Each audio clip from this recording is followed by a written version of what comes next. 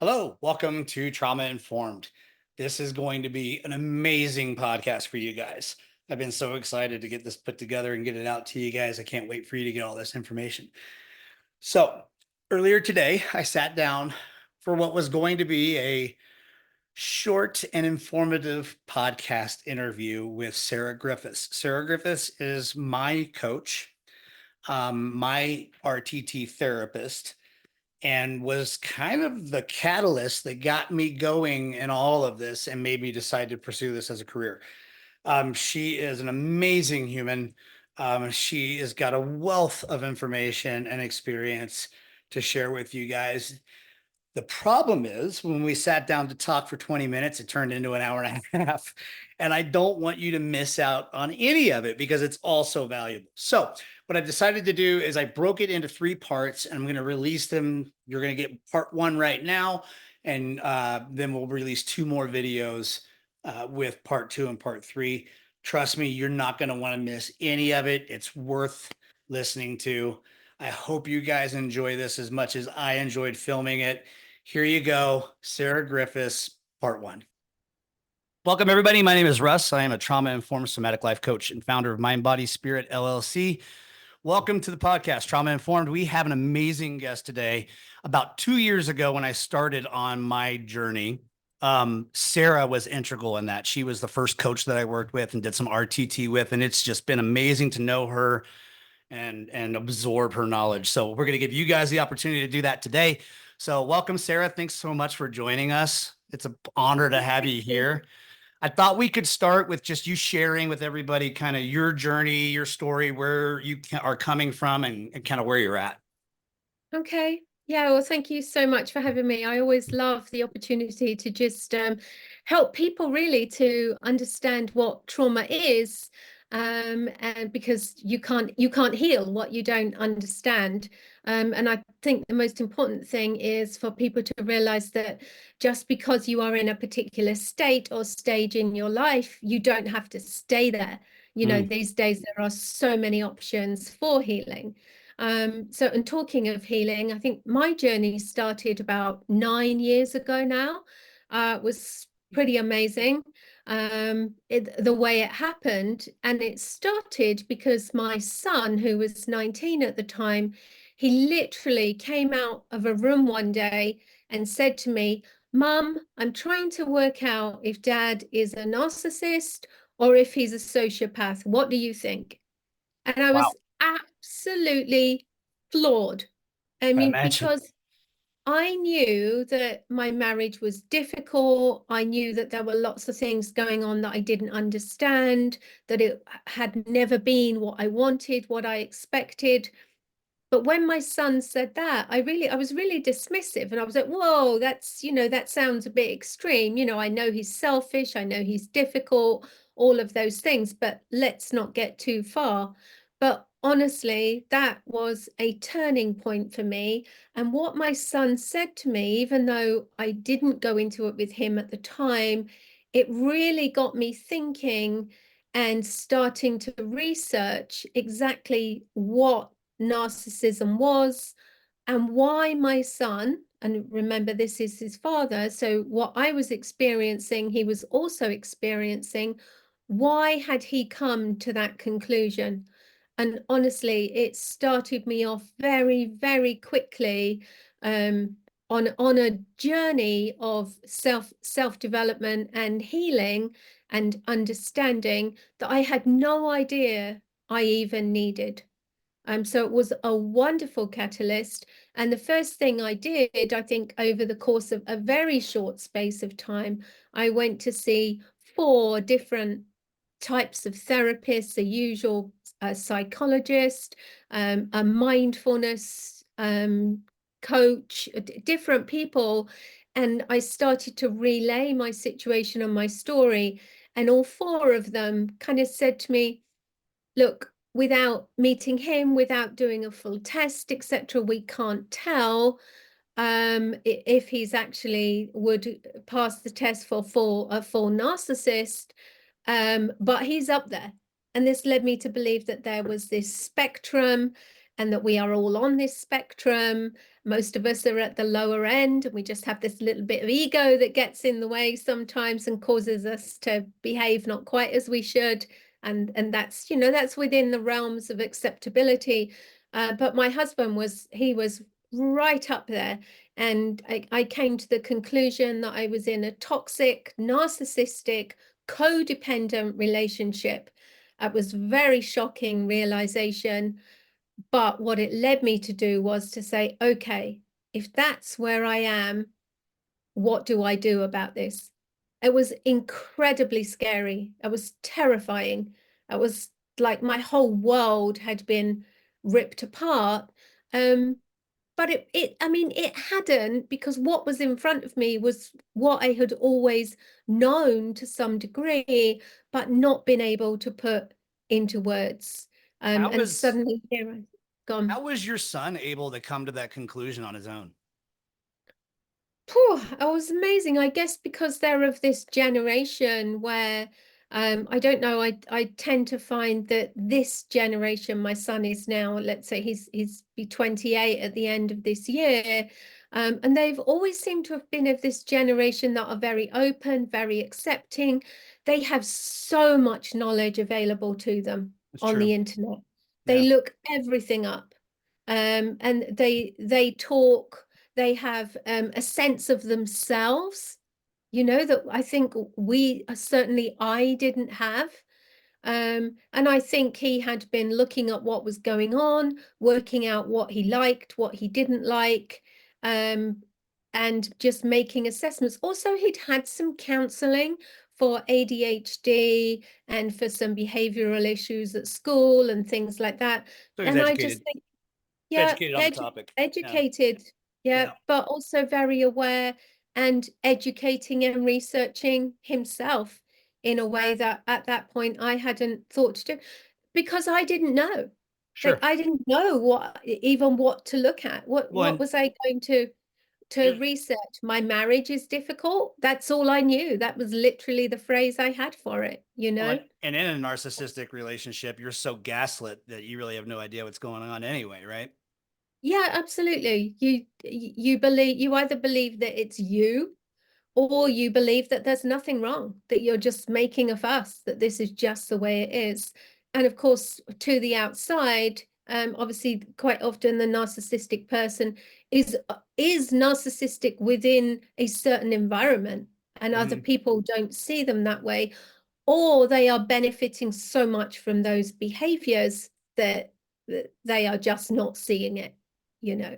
So So what brought you to RTT? Was that what you started with, or did you start with a different type of coaching? It's it's almost what I started with. I had started looking online and I realized that there was so much information out there and it was very overwhelming. I actually started, to be honest, with the understanding. One of the first things that came to me was the understanding that I didn't need to stay in this situation, and that I was in my own way, literally, that I was somehow enabling this. I'm not going to say that I was causing it, because you get into all sorts of trouble with victim shaming and all those. And I'm not, remember, this is me I'm talking about, but I definitely played a role.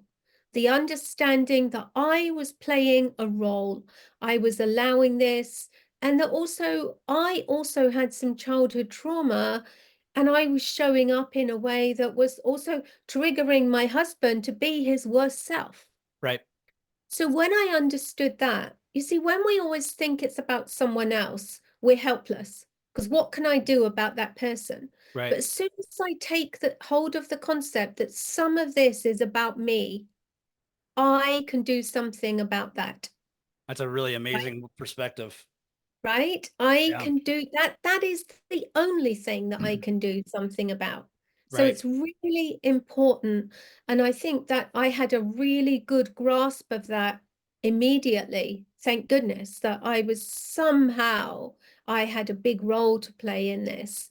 Um, and it really led me very quickly down the path of I need to change myself, right? And we know that change is hard. I didn't know then about all subconscious programming and childhood trauma and all of those things. I didn't have that knowledge then. I just had this concept of being able to change myself. So I literally started to look up the quickest way to change myself. And And came across RTT. I came across hypnotherapy. Okay. Yeah. And in particular, what came up a lot was RTT, rapid transformational therapy, which is a very particular approach within hypnotherapy that is taught by Marissa Peer, one of the best therapists in the world. She's absolutely renowned. And I think I was very, very lucky that I was open-minded. I looked at her stuff for a few months and I went from skeptical to, oh my goodness, I need this in my life very quickly. And I invested in doing my training with her. And I had already changed quite a lot because once I got hold of this concept, I didn't stop researching, learning, taking on concepts, trying to understand what was going on. But training, doing that RTT was over about a year, remotely, lots and lots of different modules, but then 2 weeks with her.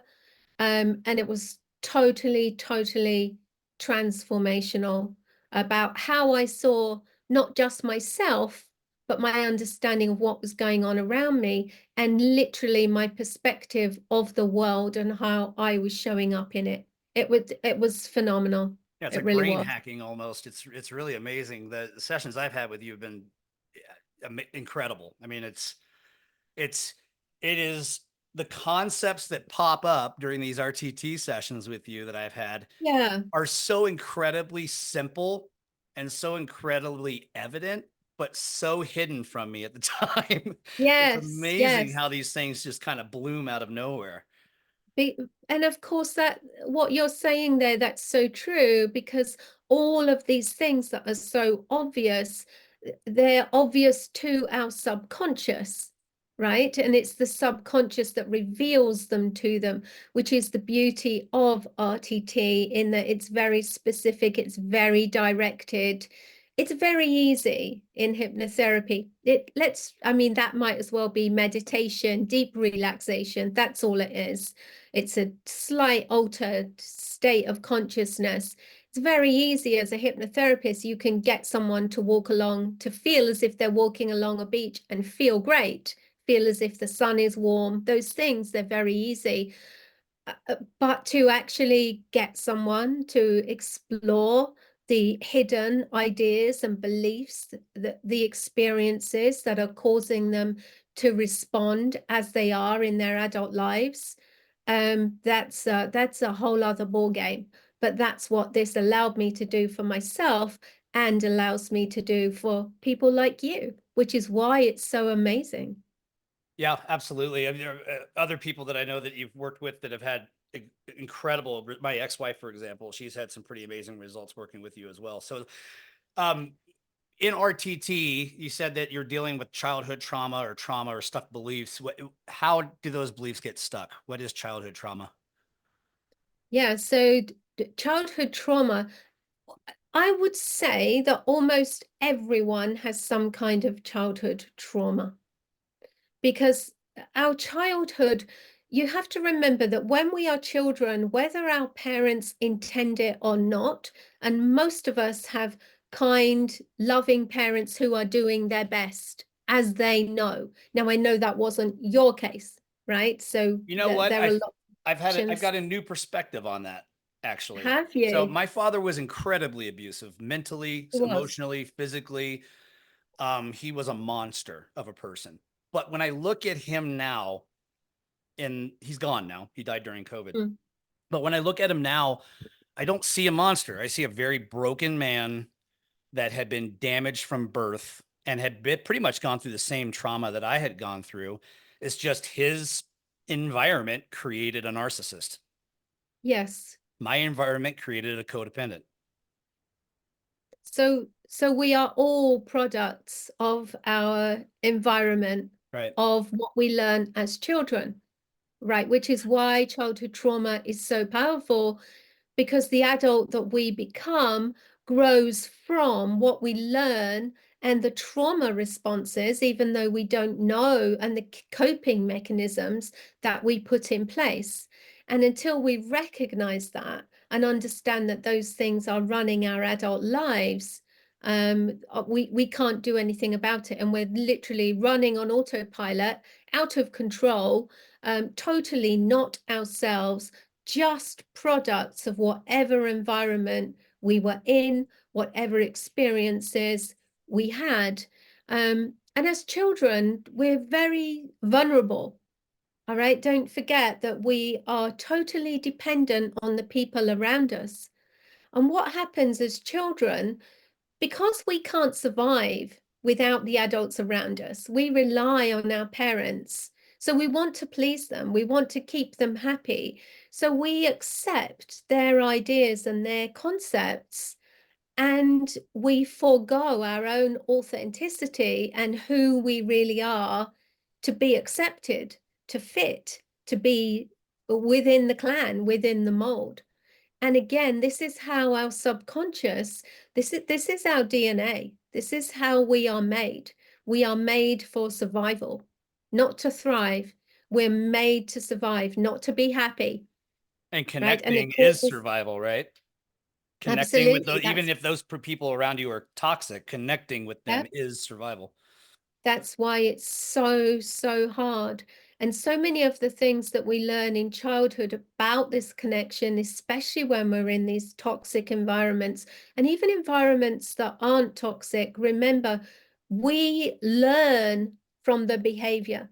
Our subconscious, from the second we are born, is feeding, is feeling into our environment, learning who do I need to be? What do I need to say? What is safe, what's not safe, and absorbing all of this information that it then uses to form safe constructs of how we need to behave and who we need to be, you know? Yeah. So that's childhood trauma. Yeah.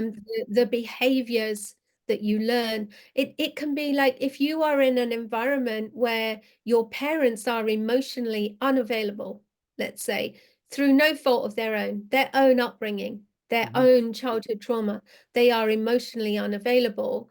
Then as an adult, you go into all of your relationships literally emotionally unavailable because that is what you have learned. Yeah. Unless for some reason, and this does happen, unless for some reason you at some point have decided that is not how I want to be because of other influences on your life. I can relate But to that. Yeah. yeah, That makes yeah, sense. absolutely. My This is what father was a my father was incredibly angry all the time, incredibly abusive all the time. And although I've definitely gone into that state in my life a few times, I've definitely lost my temper. By far not innocent, but I have always modeled my parenting styles and the way I live and the way I act and show up in the world to be the opposite of my father. right, right. Yeah. But what's interesting there as well, you see, you talk about your father being angry, and I know you said you don't mind what I say about you, so this No, is go for it. okay. When I first met you, like the overriding thing that you were was extremely angry, At the world. very defensive. Yes. Um, and what we have to understand about that, sometimes I think we need to change the words that we use, because describing someone as angry, it kind of as if it's a bad thing. But anger is always a reflection of hurt. It's an expression of hurt. So in my mind, when I'm working with someone like you, immediately I want to know, why is this person so hurt? Not why are they so angry? Why are they so hurt? Because when we can deal with hurt, we have more compassion For ourselves too, right? for yourself as well. And Yeah. as you know, this is definitely what I teach you. Stop looking at yourself as angry and start to explore your hurt, because your anger comes from your hurt. And when you can explore and understand and have so much understanding, like you expressed for your father, I mean, that's a big transition for you from where you were. It's a very, very different feeling and a different outcome when we understand that we are dealing with hurt rather than anger. And that one took ketamine to get there. It was during a Right. ketamine session that I started worrying about my daughter. And then I started feeling hurt and resentment toward my father. But then all of a sudden I was like, wait a second. He had to go through some pretty serious trauma too to get to where he is and where he was to Right. do the things that he did to me. He had to be abused pretty badly himself. And it completely changed my perspective. And of course, then I went down the generational ladder. My grandfather, my great Mm, grandfather, and all the mm. trauma that they went through, World War II, Korea, immigrating to the United States, all of these things are traumatic events. So it really changed my perspective of my father. Um, he was still a terrible person and he still did some horrendous things to me and my brothers, but I can understand it and where it Yes. came from. And it takes the power out of it. It takes my fault out of it, or what I Yeah. felt was my fault out of it. And it really makes it a lot easier to understand. And it makes it a lot more compassionate and caring toward myself and the other people in my life who are still here. Yeah. And you've just touched on, I'm just writing a couple of notes here Sure. because you've Yeah. just touched on a couple of very, very important things. And one of them is, as you just said, that as a child, when you are constantly made to feel that you are not enough, that you are wrong, when you are emotionally abused, when you don't get the love, the support, the nurturing, everything that you are supposed to get from the people who are supposed to love and care for you, then of course you end up by default looking at yourself and saying, this is my fault. What's wrong with me? I am not good enough. Why am I not good enough? Why am I not lovable? And this is actually the root cause that we try to dig into with RTT, because this feeling of not being good enough, not being lovable, not being able to connect is the root cause of almost everything that we show up with negatively in our adult lives. And that is the problem with childhood trauma. Because children, you see, as adults, we can look at the other people around us and we can say, well, they're behaving terribly. That's awful. You know, that's nothing to do with me. Right. But as children, and again, it comes down to this dependency because children need the adults in their lives. They need them to be right. They need to know that they can meet their needs. So, as a child, you will never look at the adult in your life and say, my father is wrong, my mother is terrible, this is really awful. You will always internalize it and say, this is me. Especially up to age 5. Uh, yes, Yeah, you I mean know, up to that beginning time frame of your childhood, everything is you. You're so in. yes, I mean, you're in your head. There, you're not. it's There's no all of your discernment. it's all of your emotional development. It's all Mhm. of your sense of self. And what childhood abuse does, it destroys your sense of self or Mhm. any positive sense of self. And you then, because this is these are the neural pathways that are created. And what happens as children, then you develop an idea that you're not good enough. That becomes your perception. And then you go through your life looking for ways to confirm that you're not good enough. And believe me, you will find them. I could find Okay. them every day about myself, but I'm not coming from that place anymore. So I reject them. So you Um, develop the belief during childhood, and you spend your adulthood confirming the belief. Is what you're saying? Absolutely. That makes total sense. That's what happens Yeah. because that is your perspective of yourself. It's almost like it has to be true. Could you touch on how childhood trauma or abuse could affect relationships in the future, romantic relationships specifically? Yeah, I mean, obviously it I mean it affects every aspect of your life. Because when we spoke about this idea that it causes you to feel that you're not good enough, you're not lovable, but at the core of that is the idea that I am not worth it. I am not worthwhile. I don't deserve. What is it I don't deserve? I don't deserve success. I don't deserve money. I don't deserve love. I don't deserve respect. All of those things come from there. If Excuse me your 1 second. perspective of yourself, I have an awesome robot vacuum that cleans my house for me, but it's very loud. Yeah. yeah, so if your perspective of yourself is that you are not good enough, and that is the lens through which you are living your life, what will happen, even if you meet someone amazing and things are going really well, if your subconscious programming is that you're not good enough, you will sabotage it because you don't believe that you deserve it. And I've come across this so many times. And when I understood all of this, I could look back over my own life and see where I had done that. Yeah. Yeah. I've noticed, hopefully not anymore with the healing that I've done, but I did notice that the relationships in my life were absolutely confirming and affirming of the abuse that I endured as a child and those beliefs of me not being good enough, me not being worthy, me not being lovable.